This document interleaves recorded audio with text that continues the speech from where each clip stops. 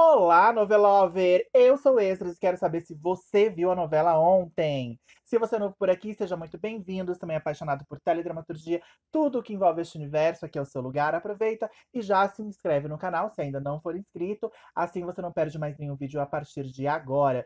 Porque hoje nós temos uma lista muito bacana aqui no Você Viu a Novela Ontem. Porque nós vamos revisitar um panteão de estrelas, relembrando as atrizes da ficção.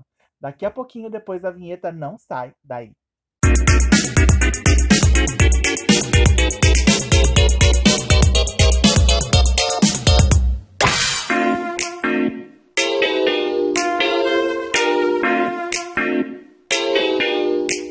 A teledramaturgia está lotada de atrizes, e isso é óbvio, porque sem elas não existiria dramaturgia. Mas também está cheia de atrizes interpretando atrizes. E eu posso provar nessa listinha que eu preparei com alguns nomes que marcaram novelas e minisséries vivendo atrizes. Sejam elas dramáticas, cômicas, bem-sucedidas ou decadentes, essas figuras povoam a ficção e quase sempre conquistam o público, interpretando um simulacro delas mesmas. Então, vamos a ela, porque eu escolhi para abrir essa lista a magnânima mais recente de todas. Sim, eu estou falando mais uma vez daquela que já foi muito citada aqui neste canal, Vilma Campos, de Renata Sorrah, na novela Vai na Fé, de 2023, escrita pela Rosane Svartman. Ela, que era uma estrela dos palcos, da TV e do cinema, e que tivemos o prazer de conhecer esse ano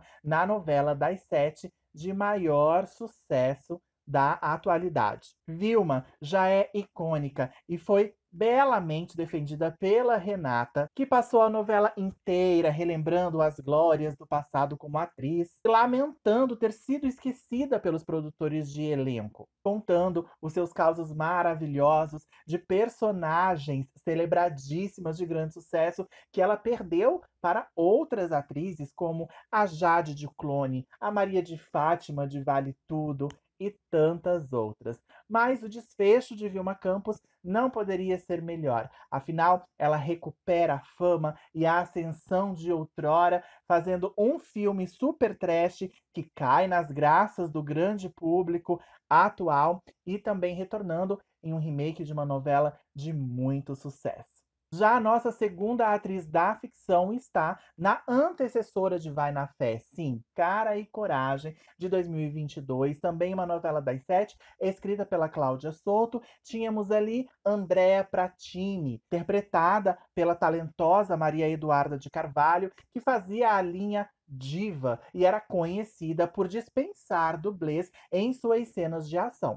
Numa novela que falava justamente de dublês, né? Obviamente que teríamos um núcleo ali de atores, de atrizes, e que essa questão dos dublês seria citada. Já em 2019, eu não sei se vocês notaram, mas essa listinha está em ordem decrescente. Por isso, vou falar de Bom Sucesso. Uma trama maravilhosa, também da Rosane Svartman, só que com o Paulo Raume, uma dupla que eu adorava. Nós tínhamos a Silvana Nolasco, interpretada pela Ingrid Guimarães, que era doida de pedra, e talvez fosse ali a versão mais jovem da Vilma Campos, né? Já que ela era criação da mesma autora. Meio vilã e rival da mocinha no início, a atriz defendida pela Ingrid Guimarães foi a responsável por vários dos momentos mais divertidos da trama e também um dos mais chocantes ao incendiar todas as edições de um livro que contava a sua biografia. Vocês lembram dessa sequência, gente? Que a Silvana Nolasco, ela junta uma montanha de todos os livros editados pela editora do Alberto, personagem do Antônio Fagundes, e ela, num ato de loucura, queima tudo. Aquilo foi claramente uma referência, né?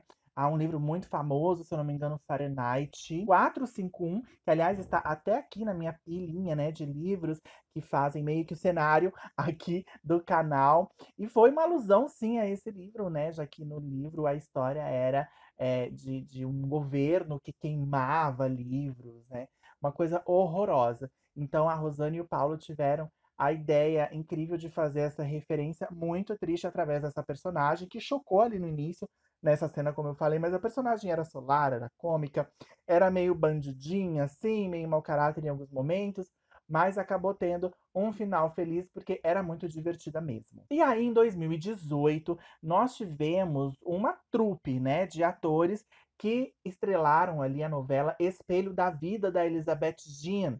Então, era uma trupe com atores e atrizes, mas como este canal, este vídeo, aliás, ele está falando só das mulheres, em Espelho da Vida nós tínhamos Cris Valência, vivida pela Vitória Estrada, Carmo, feita pela Vera Fischer, Mariane, feita pela Kéfera Buckman, estreando em novelas, né?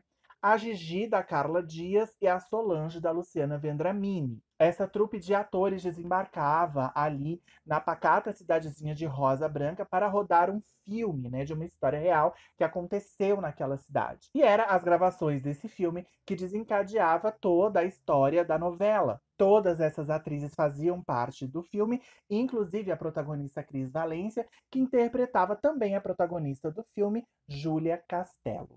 Continuando no horário das 6, só que agora em 2017, tivemos na novela Novo Mundo, de Alessandro Marçom e Teresa Falcão, mais uma vez Ingrid Guimarães no papel de uma atriz. Olha aí, será uma coincidência ela ter feito duas atrizes em tão pouco tempo, num período muito curto, né, aliás, em uma novela e na outra seguinte, o mesmo perfil. Aqui a gente tinha uma atriz portuguesa com certeza, Elvira Matamoros, que a Ingrid encarou com maestria, fazendo assim, uma personagem hilária. E ela tinha muitos traços da Silvana Nolasco, né?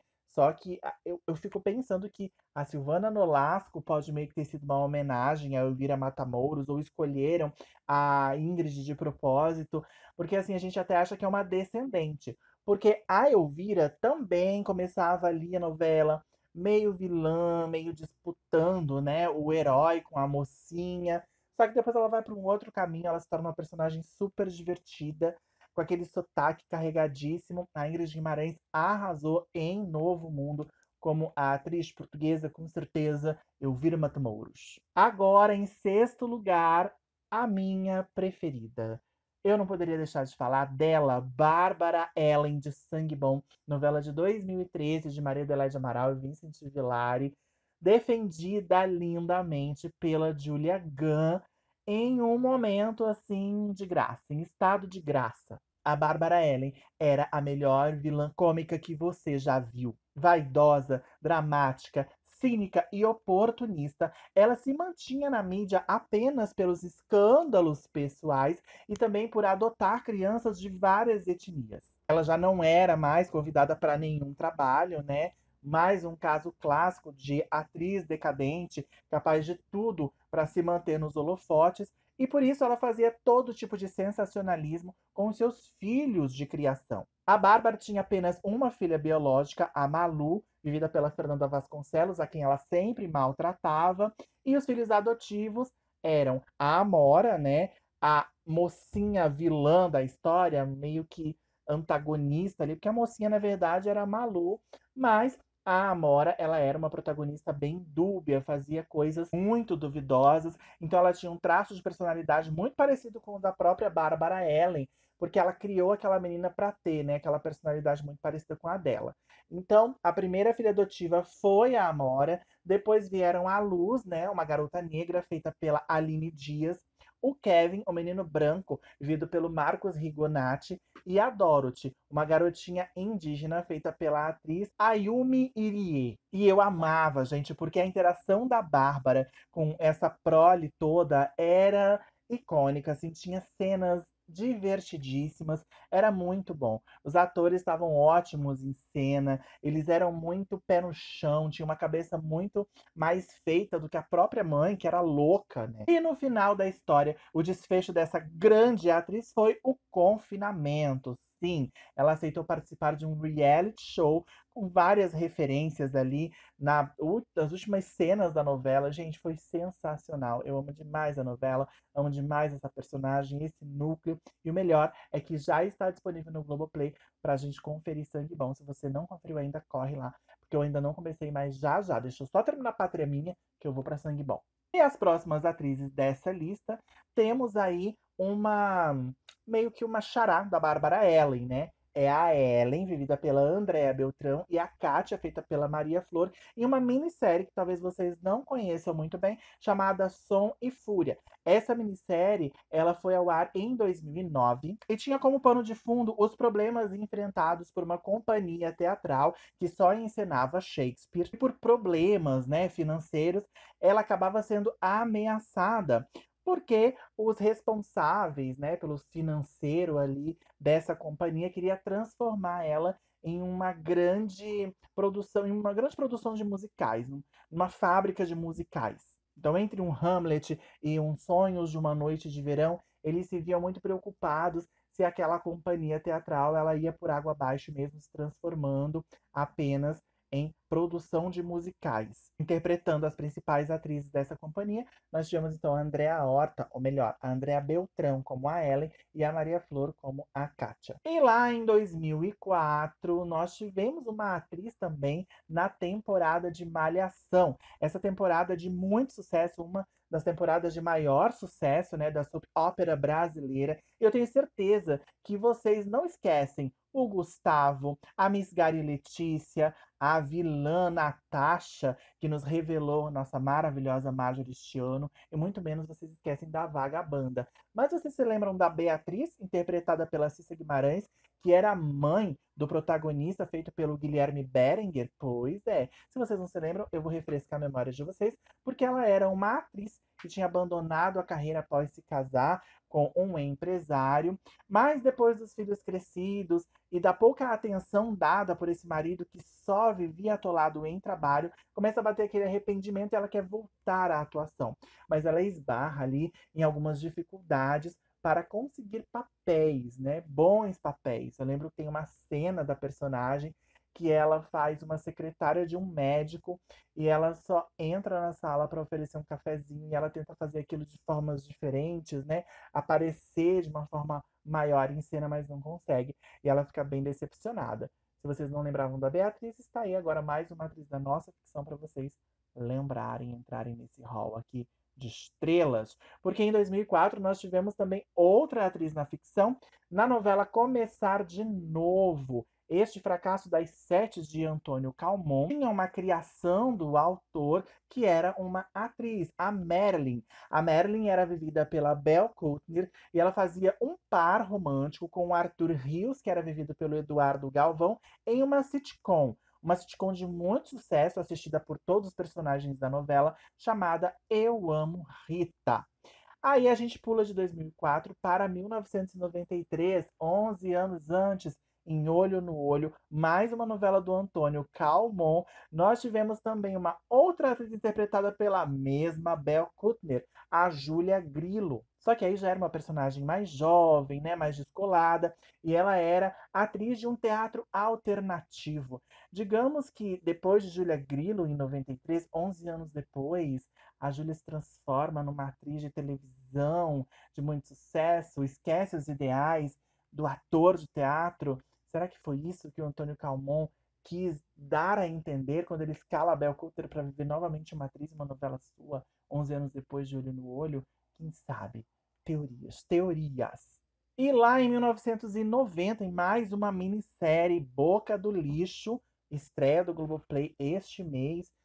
Muito legal essa minissérie, gente. Eu recomendo, curtinha, 8 episódios. Uma minissérie noir, escrita pelo Silvio de Abreu. Nós tivemos a estreia como atriz da Silvia Pfeiffer, já atuando ali na frente, né, como protagonista. E ela fazia sua estreia no papel de uma atriz em decadência. Cláudia Toledo era uma bela mulher que iniciou a carreira posando para revistas masculinas e no cinema nacional, fazendo pornô chanchadas, o que a transformou em um símbolo sexual. Porém, com a retração da indústria cinematográfica, sua desastrosa experiência em televisão, a carreira de Cláudia entrou em decadência. E aí, em 1987, do mesmo Silvio de Abreu, tivemos a novela Das Sete, Sassaricando, com a atriz Leonora Lamar, interpretada pela Irene Ravache. Nessa novela, a Leonora era uma atriz sem projeção, meio atrapalhada, com pouca inteligência, meio desligada,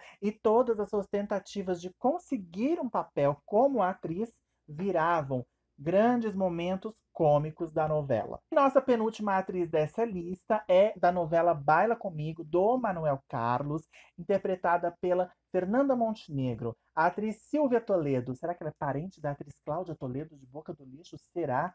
Nessa novela de 1981 temos curiosidades.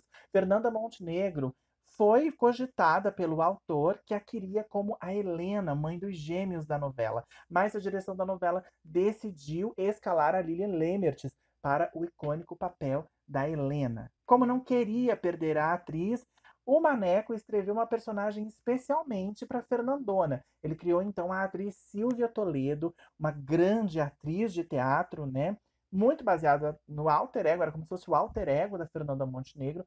Ela era uma dama do teatro ali na novela, só que ela abandona a carreira por causa do marido em troca de uma pulpuda mesada. E aí, durante toda a trama, a gente vê a Silvia relembrando, né, os momentos dela nos palcos, fazendo várias referências, várias citações de peças que ela atuou. Então, uma coisa assim, meio Vilma Campos ali de Vai na Fé, que fazia também muitas referências e falava muitos trechos, só que num teor mais sério, né? Um jeito mais Manuel Carlos de ser. Infelizmente, nessa trama, a Fernanda Montenegro ela não ficou até o final. Ela não esteve ali no término, porque o Gilberto Braga fez questão que ela participasse de Brilhante, a novela substituta, como a grande vilã milionária da história, Chica Nilman. E finalizando então essa listinha, temos Dulce Leonardo, da novela O Semideus, de 1973.